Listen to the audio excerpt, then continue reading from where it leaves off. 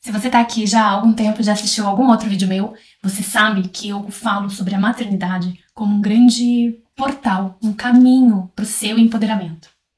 E o que quer dizer isso? Como que essa maternidade, que às vezes tolhe tanto a nossa liberdade, pode se tornar justamente o contrário, um caminho para o nosso empoderamento? Nesse vídeo eu quero falar sobre 5 formas em que isso acontece. A primeira delas é que quando a gente se conecta com a nossa criança, o nosso bebezinho, a gente entra num lugar do mundo não lógico. A gente tem ali uma porta de entrada e de acesso para a nossa intuição, que às vezes está há tanto tempo escondida. O segundo ponto é que ao longo da sua vida de mãe e das decisões que você toma na hora de educar a sua criança, você vai se deparar com uma série de expectativas e tenques. A cada tenque que você quebra, aonde você segue o seu coração e o que você acredita, você se empodera um pouquinho mais de você mesma.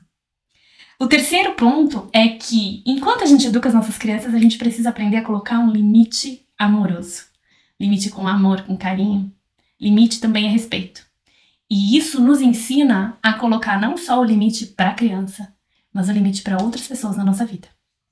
O quarto ponto é que, nesse processo de aprender a dar limites, a gente também precisa aprender a dizer não. Muitas vezes isso é extremamente difícil. A gente aprende que dizendo não para o outro é um sim para si mesma. E o quinto ponto é que cada passinho desses que você vai dando, você vai permitindo acessar essa sua sabedoria interna, que está lá escondidinha, mas existe também dentro de você. Meu nome é Ana Marques. E nesse vídeo eu vou falar um pouco melhor de cada um desses 5 pontos que a gente acabou de ver. Convido você para ficar, dar um like, se inscrever no canal, porque toda quinta-feira tem vídeo novo. E se você tiver alguma amiga que está passando por o começo da maternidade, em que ela está se descobrindo mãe, manda esse vídeo para ela, pode ajudar ela em muitas formas. Vamos falar então sobre o primeiro ponto, que é esse universo inicial que a gente acessa do sutil quando a gente está com um bebezinho.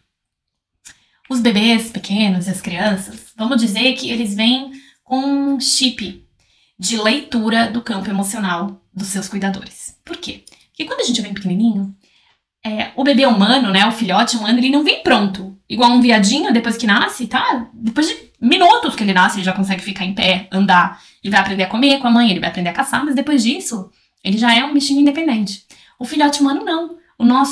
Por todo o desenvolvimento do nosso cérebro, né, a gente nasce ainda muito imaturo e a gente precisa passar por um processo de esterogestação, que se chama, em que a gente tá ali totalmente cuidado e protegido pelos nossos cuidadores. Por isso, os bebês vêm de fábrica já com uma habilidade de ler o campo, de ler as nossas emoções e de reagir a elas.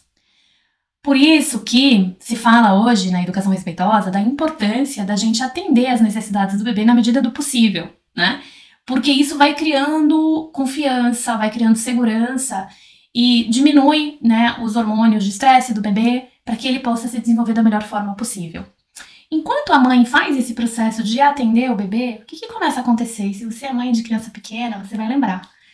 A gente começa a entender aquilo que não é dito. E às vezes você consegue saber pelo choro da criança se ela tá com fome ou se ela tá com a fralda suja. Aquelas coisas que só a mãe sabe. Isso, gente, é acessar um mundo sutil. É acessar o campo da não lógica e do que não é dito. Nesses momentos, a gente está ativando a nossa intuição. E a gente está ativando esse olhar perspicaz que não depende do olho que vê, é o olho que sente, é o olho que intui. Vocês já ouviram falar isso? Então a gente tem a nossa forma de enxergar, o que é concreto, o que está à nossa volta, e a gente tem esse olhar perceptivo que enxerga aquilo que não necessariamente é do mundo, do âmbito do concreto. Por que isso é importante para o seu empoderamento como mãe e como mulher? Porque à medida que você exercita isso, você vai ganhando mais habilidade e capacidade de ler o campo. E isso não vai acontecer só com a tua criança. Você vai começar a perceber coisas que não estão sendo ditas em situações de família, no trabalho, em grupos de amigos. A gente nasce intuitivo. Por exemplo, os bebês têm essa capacidade, né, de ler campo, de entender o que o cuidador está sentindo, pensando. Tem os neurônios que chamam neurônios espelhos, em que eles conseguem espelhar e reagir a isso de acordo com o que eles captam. Mas ao longo do nosso desenvolvimento lógico-racional, a gente vai deixando isso de lado, a gente vai perdendo essa capacidade. Mas no fundo, tudo se trata de um treino. Então a gente vai deixando de treinar isso, mas a gente pode escolher olhar para isso com cuidado. E essa é uma das formas que você se empodera, porque isso vai ser base para que depois você possa tomar decisões e fazer escolhas baseadas nos teus valores e no teu interior, sabendo discernir o que é seu, o que é do outro, o que você realmente acredita e o que você estava querendo fazer para atender uma expectativa, para atender uma necessidade de agradar, de ser amada, de ser aceita. Entendeu? O segundo ponto sobre o qual a gente vai falar é a questão que tem a ver com isso também, que é a questão do repensar os tenques. Então vamos lá. Quando você virou mãe, às vezes até antes de virar mãe, o que você recebe da sociedade? Um grande checklist. Porque, infelizmente, a maternidade, na forma como ela existe hoje na nossa sociedade patriarcal, ela tá imbuída de uma série de estereótipos que nos desempoderam, que tornam a mãe quase uma ferramenta da sociedade para manter o status quo, que é patriarcal, onde a mulher serve ao sistema, e para nos manipular, entre aspas, tá? Através desse ideal da maternidade. Então, né, quando a gente fala mãe, né, essa coisa, assim, muitas mulheres decidem ser mães porque querem ocupar esse lugar, né, da mãe, que é esse ser, uau. Quando a gente tá inconsciente em relação a esses mecanismos, a gente acaba sendo controlado por eles. E quando eu falo sistema aqui, tá? Não tô falando de uma pessoa, de um partido, não tô falando disso. É a nossa cultura, é a forma como a nossa cultura hoje está estabelecida. Então, seja você uma mulher, como eu, feminista, independente ou não, você está inserida nessa cultura e por isso você sofre influências desse sistema, tá?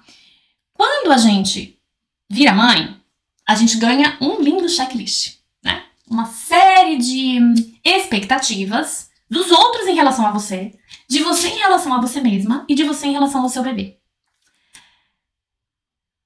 E aí, esse checklist, o que ele faz? Ele vai nos colocando em caixinhas. E cada caixinha dessa vai nos aprisionando num lugar que não necessariamente é o nosso. Que não necessariamente é como a gente gostaria de ser. Muitas vezes, inclusive, uma mulher assim que trabalha, independente, tem seu dinheiro, sua carreira, quando ela vira mãe, se ela não está consciente a respeito desse checklist, quando a gente não está consciente de uma coisa que acontece, gente, a gente assume ela como verdade. A gente não consegue dizer não pra essa coisa, se a gente não sabe que ela tá ali. E o Jung falava que quando a gente não faz o exercício de trazer o que está inconsciente para o consciente, o inconsciente, aquilo que a gente não sabe que tá ali, vai guiar a nossa vida e a gente vai chamar isso de destino. Então, eu vou voltar, por exemplo, da mulher que tem uma carreira, que é super decidida, independente, e ela vira mãe.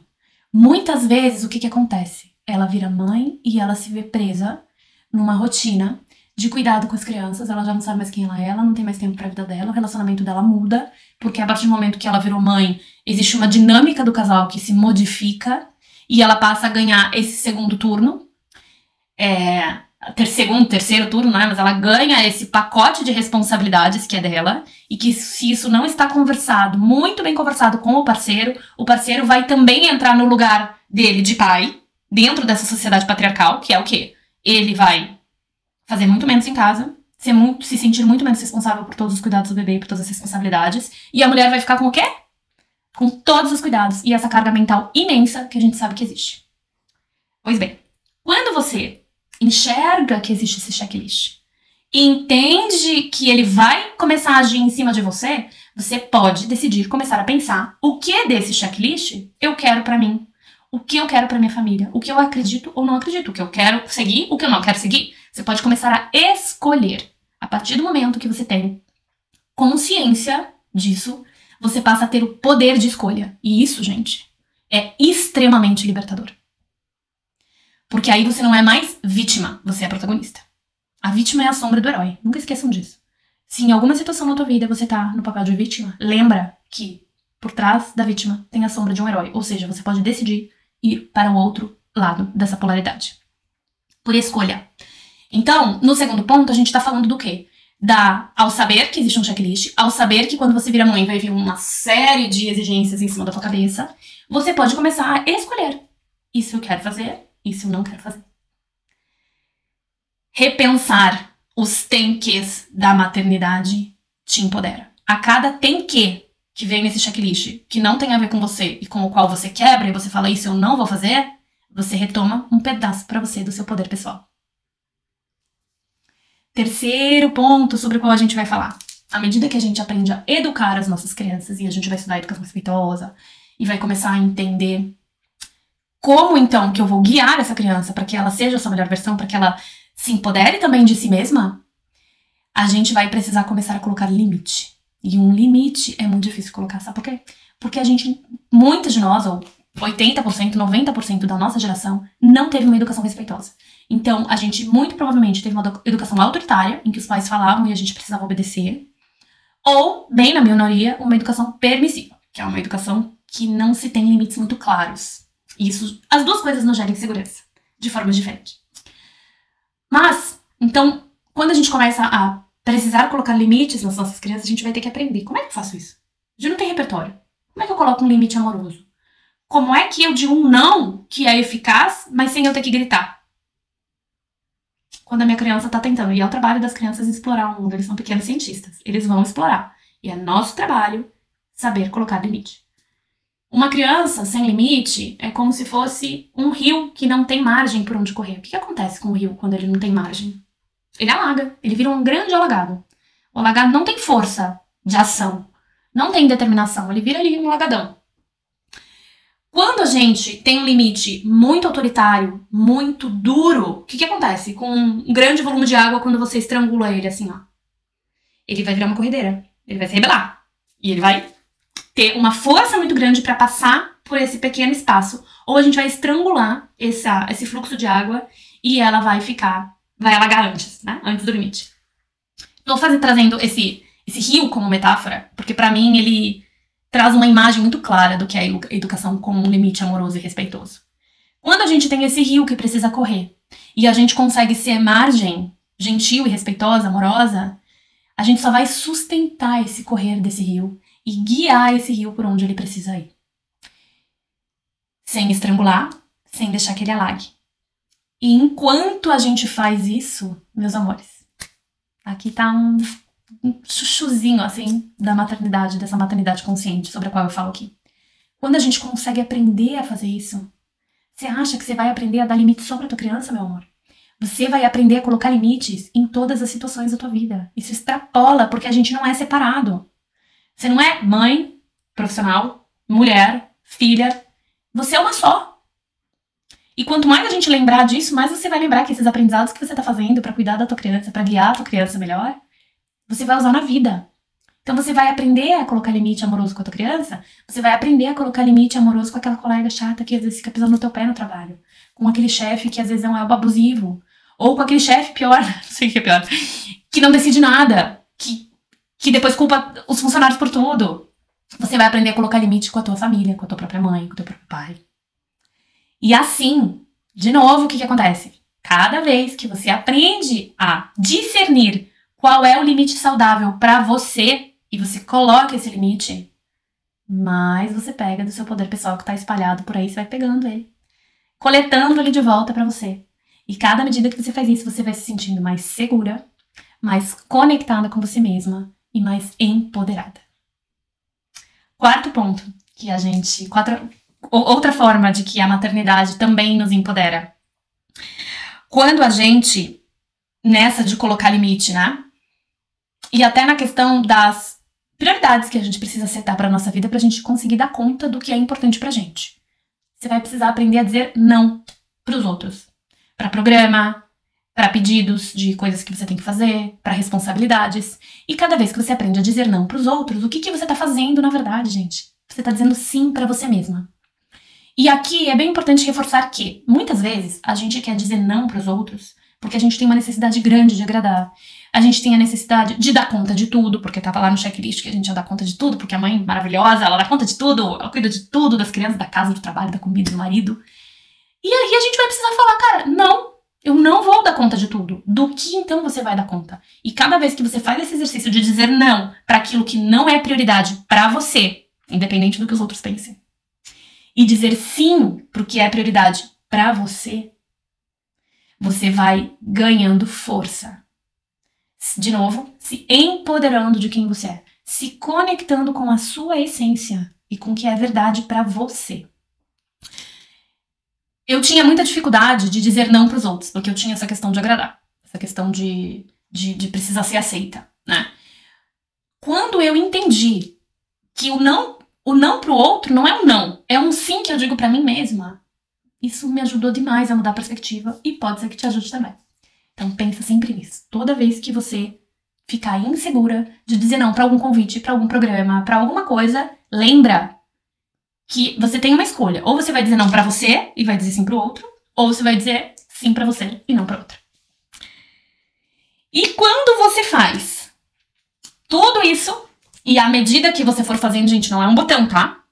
Apertou um botão, nossa, pronto, virei uma mãe super empoderada. Não é um botão.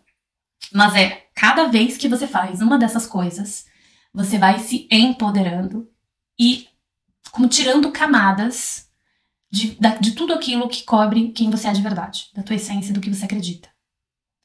Enquanto você tira camadas disso que ficou soterrado, que é a sua verdadeira você.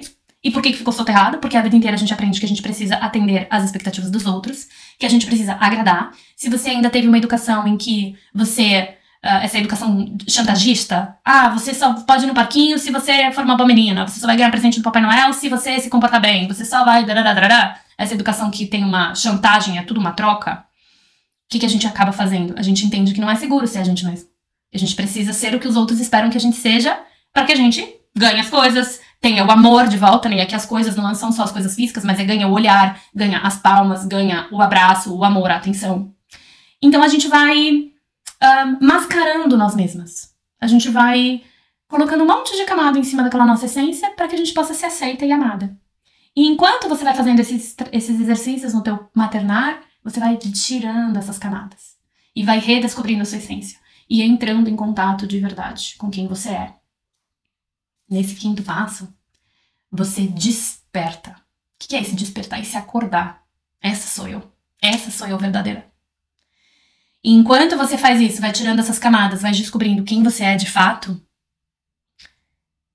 e você vai dizendo os nãos, colocando os limites, aprendendo a discernir as coisas, o que é seu, o que é do outro, o que é checklist, o que você quer, o que você não quer. Enquanto tudo isso está acontecendo, e você está retomando o seu poder pessoal, a maternidade está sendo o seu portal de empoderamento, de despertar. Eu vou falar muito mais disso. Eu quero muito conseguir transmitir para vocês essa realidade que eu enxergo. Em que a maternidade é uma revolução. Ela pode ser uma grande revolução. Ela começa de dentro para fora. E ela é um caminho para a gente quebrar com essa maternidade prisão, com esse sufocamento que às vezes acontece. Eu quero saber, vou trazer vários temas disso, mas eu quero saber como é que esse vídeo chega para você. Como é que você percebe tudo isso que eu tô falando? Você sente isso? Quais são as suas maiores dificuldades? Me conta aqui nos comentários ou entre em contato comigo no @AnaFlaMarques, que eu vou gostar muito de escutar a tua perspectiva e a tua versão sobre esse tema.